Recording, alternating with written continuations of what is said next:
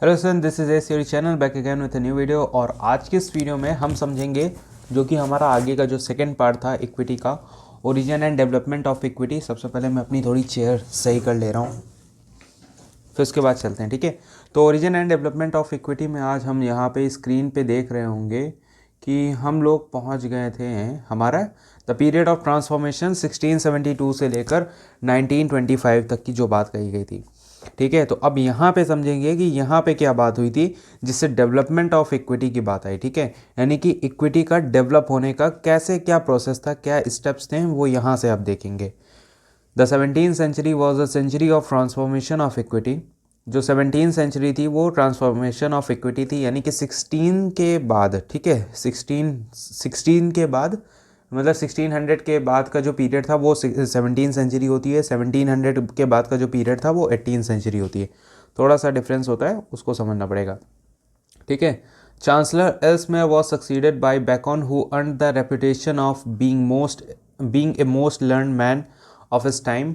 तो जो बेकन थे, ठीक है, वो चांसलर एल्समेयर के, ठीक है, एल्समेयर के बाद आते हैं, ठीक है। और जिन्होंने सबसे ज़्यादा reputation of being a most learn man of his time, उस टाइम के सबसे ज़्यादा मतलब एक तरीके से इंटेलेक्ट पर्सन के हिसाब से उन्होंने अपनी ख्याति प्राप्त की थी। तो वो चांसलर एल्समेयर के बाद आए थे चांसलर बेकन, ठीक है। अब he settle down the procedure of the court which helped him successor. जो उन्होंने क्या किया, उन्होंने कोर्ट के जो प्रोसीजर था उसको चेंज किया, उसको सेटल डाउन किया, ताकि उनके आने वाले जो सक्सेसर थे चांसलर के, ठीक है, जो आगे आने वाले चांसलर थे, ताकि उनको हेल्प हो सके, ठीक है, उनको मदद मिल सके। Lord Nottingham became the chancellor in 1673 और लॉर्ड नॉटिंगम चांसलर बने 1673 में। He was a member of a great legal family, जो कि एक ग्रेट लीगल फैमिली के मेंबर थे। He is known as the father of modern equity because he saw that the time had come for equity to be systematized. अब उनको क्यों father of modern equity कहा गया, क्योंकि उन्होंने ये देखा कि अब इक्विटी को सिस्टमैटाइज्ड कर दिया जाए, अब इक्विटी को एक सिस्टम में उतारा जाए, ठीक है। अभी तक मतलब इक्विटीज़ के सिर्फ लॉस कोई डेवलप नहीं थे, कोई प्रिंसिपल डेवलप नहीं थे, सिस्टम से नहीं वर्क कर रहा था, मतलब फंक्शन इसका प्रॉपर नहीं था। सीधी बात ये थी, इक्विटीज़ को सिर्फ अभी सिर्फ मन में लाया जा रहा था, उन पर विचार किए जा रहे थे और एक्स्ट्रा ऑर्डिनरी ज्यूरिसडिक्शन में देखा जा रहा था, लेकिन अभी भी उनको एक प्रॉपर फंक्शनाइज नहीं किया जा रहा था, ठीक है। तो यहाँ पे हम आगे देखते हैं कि उन्होंने क्या देखा कि अब ऐसा टाइम आ गया था कि इक्विटी को अब सिस्टमेटाइज्ड कर दिया जाए। ही क्लासिफाइड इट रूल्स। तो उन्होंने क्या किया, उसके रूल्स को क्लासिफाइड किया और कहाँ गया and laid down broad principle which could be developed by his successor, ठीक है। और उन्होंने कई ऐसे प्रिंसिपल निकाले, ठीक, जो उनके सक्सेसर द्वारा किए जा सकते थे, डेवलप किए जा सकते थे, ठीक। He turn equity from matter of chance into matter of principle. तो उन्होंने क्या किया, इक्विटी को मैटर ऑफ चांस से ज़्यादा बढ़कर मैटर ऑफ प्रिंसिपल में बदल दिया। अब उनको मैटर ऑफ प्रिंसिपल से मतलब था, ठीक है, सिद्धांतों के रूप में हमने लागू कर दिया, ठीक है। अब ये बात नहीं है कि सिर्फ हवा हवाई बातें हो रही हैं, अब ये सिद्धांत बन चुके हैं, प्रॉपर फंक्शन करने के लिए, काम के लिए वो बन चुके हैं, तैयार हो गए, एक प्रोग्राम के तरीके तैयार किया गया। अभी तक सिर्फ एक रिहर्सल था, उसके बाद अब एक परफेक्ट प्रोग्राम बन गया है, अब उसी के बेस पे सारे काम होंगे। For example he introduce the doctrine of clogs on the equity of redemption and the modern rule against perpetuities. तो यहाँ पे जो डॉक्ट्रिन ऑफ क्लॉक्स है वो है कि on the equity of redemption, equity of redemption की बात यहाँ पे जो कही गई है वो कही गई है, जैसे आप किसी मॉर्गेजर हैं, ठीक है, मॉर्गेजर होता है, एक मॉर्गेजी होता है, ठीक, जैसे एक बंधन करता होता है, एक बंधन ग्राही होता है। तो कोई अपनी प्रॉपर्टी जब बंधन करता जो होता है वो किसी के उसमें बंधन में रख रहा है, ठीक है, कुछ पैसे की एवज में, और जो बंधन ग्राही होता है, जो मॉर्गेजी होता है, वो उससे क्या बोलते हैं, उस प्रॉपर्टी को रखता है। तो वहाँ पे रिडेम्पशन यानी कि उसका मोचन, यानी कि उससे मुक्त कर लेना, ठीक है। तो उससे मुक्त करने का उसे अधिकार हो गया था। वहाँ पे किसी भी तरीके का डॉक्ट्रिन ऑफ क्लोक्स यानी कि उस पे रुकावट या फिर उसको रिडेम्प्ट करने के लिए कोई भी ऐसा अवरोध जो अगर है उसमें कुछ समझौता तो वो शून्य हो जाता था। लाइक मेरे पास कोई ऐसी एक सामान है, मैंने आपको दी और आपसे मैंने कुछ पैसा ले लिया है, ठीक है, ऐसे मुंह से धुआं निकल रहा है। तो मेरे पास कोई सॉरी मेरे पास कोई चीज़ सामान दी, मैंने आपको दिया, आपसे पैसा ले लिया। अब उस सामान को मैं कब छुड़ा पाऊंगा? जब मैं आपको पैसा वापस रीपे कर दूंगा, ठीक है। तो अब मैंने जब रीपे कर दिया तो अब मैं वो सामान ले सकता हूँ, वो मेरा अधिकार है। लेकिन यहाँ पे बताया गया जो क्लॉक्स की जो डॉक्ट्रिन थी उसमें यह था कि अगर मैं रिडेम्प्ट करने में अपने सामान को अगर कोई अवरोध उत्पन्न हो रहा है, कोई समझौते में अवरोध लग रहा है, तो वो समझौता पूरी तरीके से क्या हो जाएगा? शून्य हो जाएगा, वॉइड एब इनिशियो हो जाएगा। सबसे पहले तो यहाँ पे इंट्रोड्यूस किया उन्होंने डॉक्ट्रिन ऑफ क्लॉक्स, और उसके बाद उन्होंने द मॉडर्न रूल अगेंस्ट परप्यूटिटीज लाया, उन्होंने इस्टेब्लिश किया। तो इसमें यह था कि transfer of property act 1882 section 14 के अंतर्गत बताया गया है रूल्स अगेंस्ट परप्यूटिटीज, ठीक है। वहाँ पे आपको पढ़ना पड़ेगा, जब आप नेक्स्ट BLLB के आगे के सेमेस्टर में जाएंगे तब आपको रूल्स अगेंस्ट परप्यूटिटीज ट्रांसफ़र और प्रॉपर्टी एक्ट में देखने को मिलेगा, सेक्शन 14। और जो ट्रांसफ़र ऑफ प्रॉपर्टी एक्ट है वो है 1882 का। This work of सिस्टमेटाइजेशन of equity was continued by his successor Lord Hardwicke, और लॉर्ड हार्डविक के द्वारा जो ये जो सिस्टमेटाइजेशन वर्क था इक्विटी का वो कंटिन्यू किया गया फ्रॉम 1736 और टू 1756 तक। एंड लॉर्ड एल्डन, ठीक है, 1801 टू 1806 एंड फ्रॉम 1807 टू 1827 तक, जो उन्होंने are notable for this work of systemization of equity. Lord Eldon ने क्या किया? सिस्टमेटाइजेशन ऑफ इक्विटी में काफ़ी ज़्यादा योगदान किया, कंट्रीब्यूशन उनका ज़्यादा था, और इक्विटी को सिस्टमेटाइज करने में उनका मतलब ज़्यादा बड़ा हाथ था, ठीक है। उन्होंने इसमें ज़्यादा अच्छे से प्रिंसिपल्स उसको डेवलप किए, हर एक चीज़ को सिस्टमेटाइज किया। इस तरीके से यहाँ पे डेवलप्ड होती है equity. They examined and formulated nearly all the rules of equity, transforming it from a haphazard collection of rules into some well-developed, true and definite system of jurisprudence। तो उन्होंने क्या किया? हर एक चीज़ को एग्जामाइन किया, उसके बाद फॉर्मुलेट किया, और nearly all the rules of equity transforming it from a haphazard collection of rules into some well developed. तो जो एक झुंड टाइप आपको पकड़ा दिया गया कि आपको अगर सामान लेने जा रहे हैं, आपने ये लिस्ट तैयार की, अब उसमें चीनी आटा सब एक साथ मिक्स करके आपको धर दिया, ठीक है। अब उसमें से आप चीनी भी बिन रहे हो, आटा बिन रहे हो, ये सब काम नहीं था, एक हैप्पजार्ड कलेक्शन था, ठीक है, रूल्स ऑफ इक्विटीज़ का। तो उन्होंने क्या किया? वेल डेवलप्ड इक्विटीज़ के रूल्स को, मतलब जो इक्विटीज़ के रूल्स थे उनको वेल डेवलप्ड किया, बात ये कही। तो उन्होंने इस तरीके से रूल्स ऑफ इक्विटी को ट्रांसफॉर्म किया from a haphazard collection into a well developed principles of equities, ठीक। बात यहाँ पे आती है, हाँ, तो उन्होंने इस तरीके से इक्विटी के रूल्स को ट्रू एंड डेफिनेट शेप दिया, ठीक है। और यहाँ पे विधि शास्त्र की दृष्टि से इस तरीके से लॉर्ड एल्डन ने काफ़ी अधिक महत्वपूर्ण योगदान दिया इक्विटी के रूल्स को डेवलप करने में। इसलिए उनका जो, अब जैसे आप इसके इक्विटी के बारे में और पढ़ेंगे इंटरनेट पे, तो अभी तो फिर इतना ही तो मिल रहा है, लेकिन अगर आप इसके बारे में और पढ़ेंगे, लॉर्ड एल्डन के बारे में पढ़ेंगे, तो आपको इससे ज़्यादा कुछ बताया जाएगा, ठीक है, कि लॉर्ड एल्डन थे कौन, उनके बारे में पूरी हर एक चीज़ बताई जाएगी, और उनका क्या कंट्रीब्यूशन था इक्विटी में, ठीक है, इक्विटी के डेवलपमेंट में। वो आप अगर देखेंगे तो वो आपको काफ़ी ज़्यादा समझ में आएगा। लेकिन इतनी दूर हमें नहीं जाना है, हमें सिर्फ मेन बेसिक समझना है कि हमने बेसिक पढ़ना है, और उसके बाद बेसिक से हम क्या सीख पा रहे हैं, क्या निकाल पा रहे हैं, ठीक है। ओरिजिन, डेवलपमेंट एंड ग्रोथ, उसका क्या मतलब था इक्विटी का, ये हम समझ पा रहे हैं। Notwithstanding the development of equity as an important part of the English law के एक important part development of equity के साथ ही साथ, ठीक है, there were two distinct systems of justice administered by the English court। English courts में दो system थे, दो अलग अलग सिस्टम से, ठीक है, जस्टिस, जिसमें जस्टिस एडमिनिस्टर किया जाता था। The court of queen's bench, first था the court of queen's bench, common pleas and exchequer administer the common law. जहाँ पे queen's bench, common pleas and exchequer जो था वो कॉमन लॉ को एडमिनिस्टर करता था, whereas the court of chancery was govern by the principle of equity, जबकि court of chancery था वो क्या करता था, वो प्रिंसिपल्स ऑफ इक्विटीज़ को गवर्न करता था।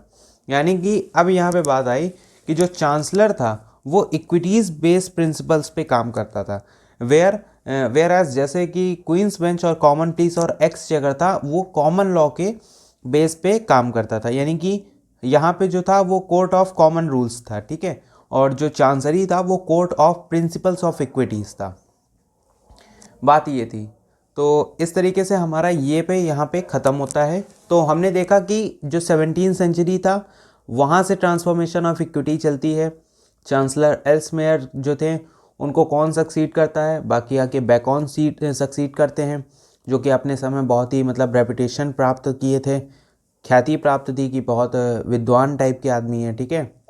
और उन्होंने फिर कोर्ट के सारे तरीक़ों को सेटल डाउन किया, प्रोसीजर जो भी था उसको सही किया, ताकि आगे आने वाले सक्सेसर को फ़ायदा हो सके और डेवलप करने में आसानी हो सके, ठीक है। जो रूल्स और लाइक प्रिंसिपल्स वगैरह होते हैं तो उनको सही किया जा सके।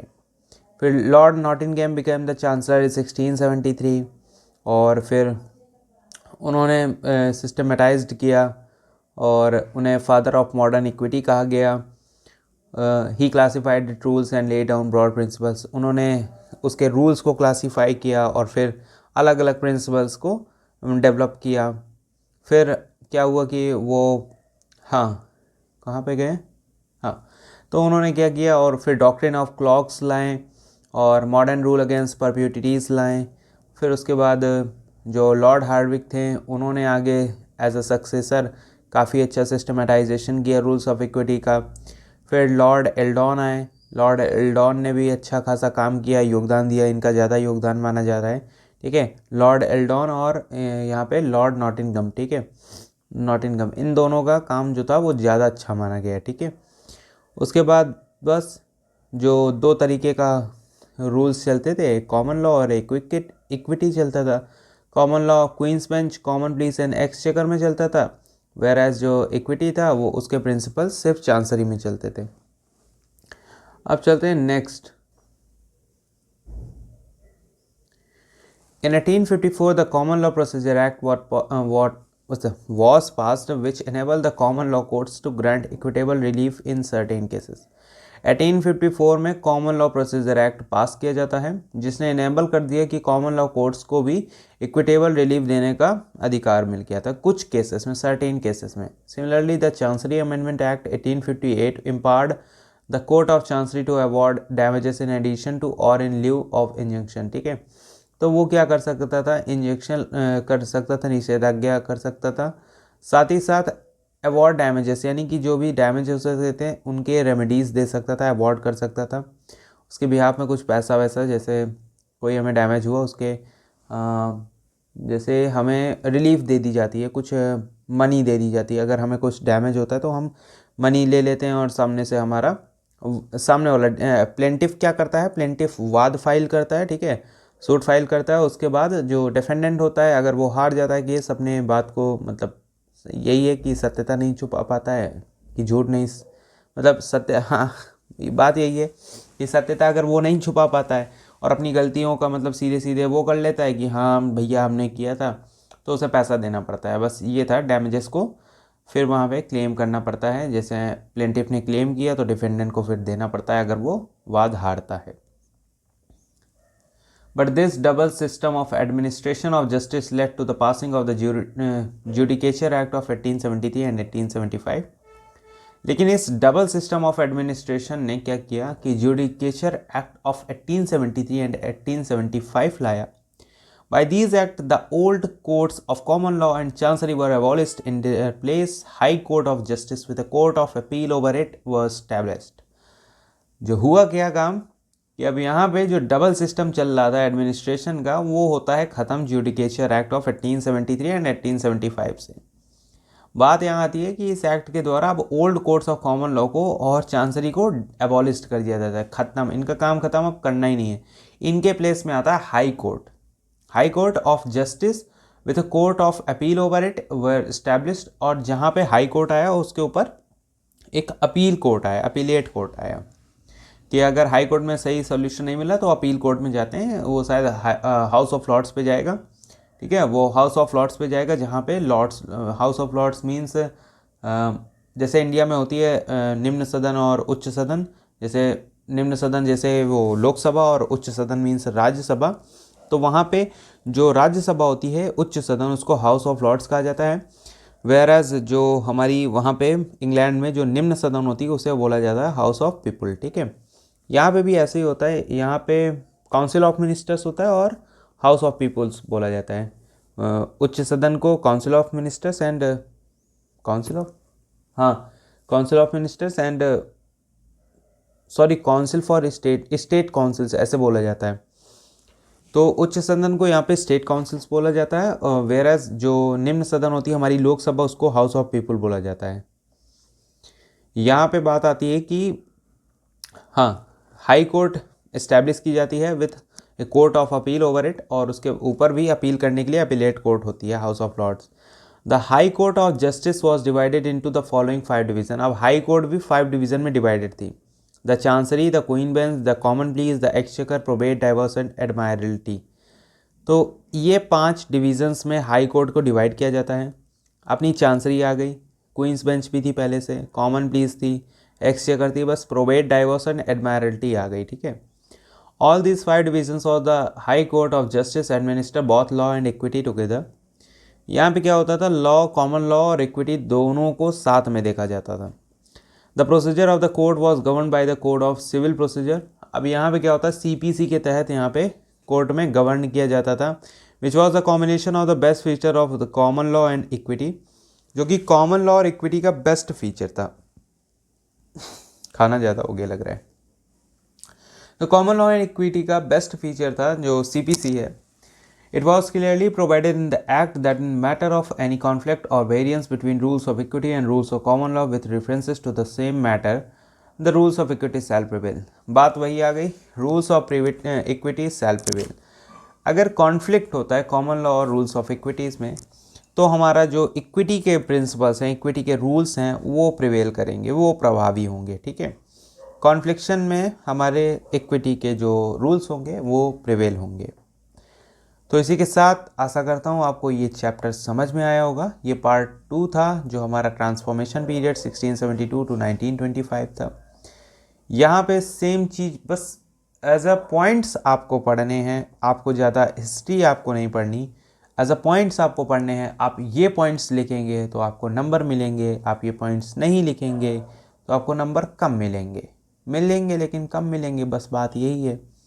तो आपको पॉइंट्स लिखने हैं, वहाँ पे एग्जामिनर पॉइंट्स देखता है कि आपने क्या पॉइंट्स लिखे हैं, आपको कितना आ रहा है। आपने अगर पॉइंट्स पढ़े हैं तो ठीक है, आपको अच्छे नंबर मिलेंगे, आपको फुल में से फुल मिल जाएंगे। लेकिन अगर आपको पॉइंट्स ही नहीं पता होंगे तो आप जो भी लिखेंगे वो एग्जामिनर सोचेगा कि सब बेकार है, बस ऐसे ही छाप दिया है, कुछ कहानी लिख दिया है। तो ये जो चीज़ें हैं इनको समझना होगा। और 1854 का कॉमन लॉ प्रोसीजर एक्ट, 1858 का चांसरी अमेंडमेंट एक्ट, 1873 और 75 का वो जो जुडिकेचर एक्ट था, इन सबको समझना पड़ेगा।